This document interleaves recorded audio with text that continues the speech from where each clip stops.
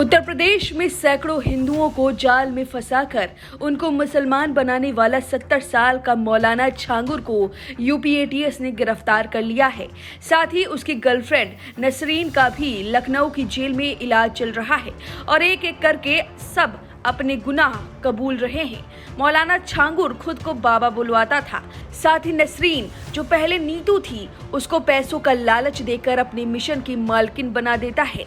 दोनों आखिरी बार लखनऊ के विकास नगर के होटल में 70 दिन रात साथ थे।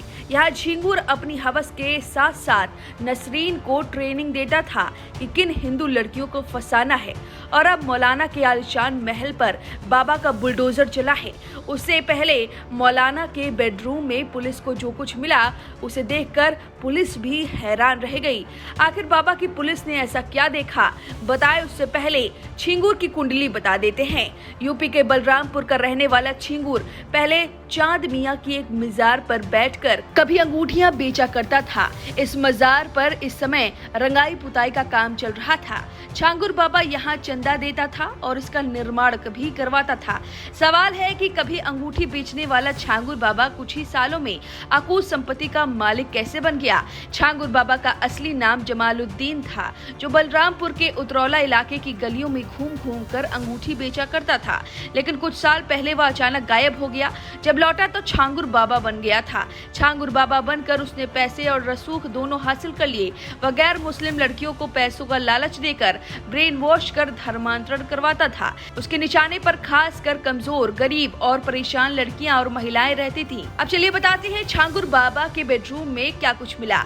छांगुर के बेडरूम तक पहुंची पुलिस ने देखा कि शारीरिक ताकत बढ़ाने वाली गोलियां और स्पेनिश ब्रांड का विशेष तेल बरामद हुआ है। बताया जा रहा है कि इस तेल का प्रयोग वह अपनी मांसपेशियों को मजबूत करने के लिए करता था।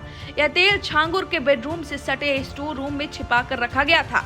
बाबा की कोठी के अंदर जांच एजेंसियों को उर्दू में लेबल लगे डेली यूज प्रोडक्ट्स की भरमार मिली। कुछ वस्तुएं ऐसी मिली जो दुबई में आयात की गई थी, जैसे कि इत्र, डिटर्जेंट, खान पान का सामान और यहाँ तक कि कपड़े धोने के लिए इस्तेमाल होने वाले साबुन। हर वस्तु उसकी विदेशी शौक और विलासिता की आदतों की गवाही देती थी।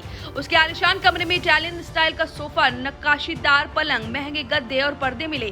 खास बात यह है कि हर आने वाले व्यक्ति पर बाबा की नजरें थी। पूरे परिसर में हाई रेजोल्यूशन सीसीटीवी कैमरे लगे हुए थे। उसके बेडरूम में जुड़ा एक कंट्रोल रूम भी मिला है, जहाँ से वह हर गतिविधि पर नजर रखता था। जमालुद्दीन उर्फ छांगुर बाबा पर आरोप है कि उसने अब तक 3 से 4 हजार हिंदुओं को इस्लाम में परिवर्तित कर दिया है, जिसमें 1500 अधिक महिलाएं शामिल थीं। यह महिलाएं गरीब, विधवा, निसंतान और मानसिक रूप से असहाय थीं। लालच, धमकी और शादी का झांसा देकर उन्हें फंसाया गया। धर्मांतरण का यह पूरा गिरोह शुरू से एसटीएफ के रडार पर आया, लेकिन पुख्ता सबूत मिलने के बाद जांच की कमान एसटीएफ को सौंप दी गई।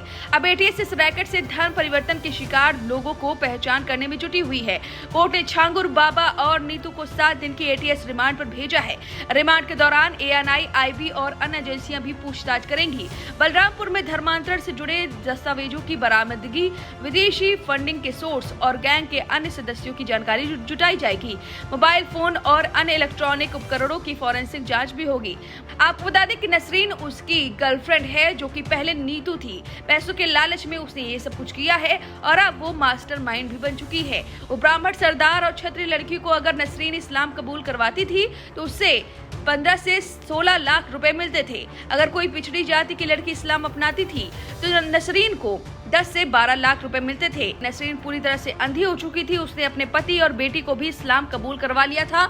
इतनी अंधी कि पति भी गाड़ी चलाता था और नसरीन बेगम की तरह छांगुर बाबा के गोदी में बैठी रहती थी, ऐसा दावा किया जा रहा है।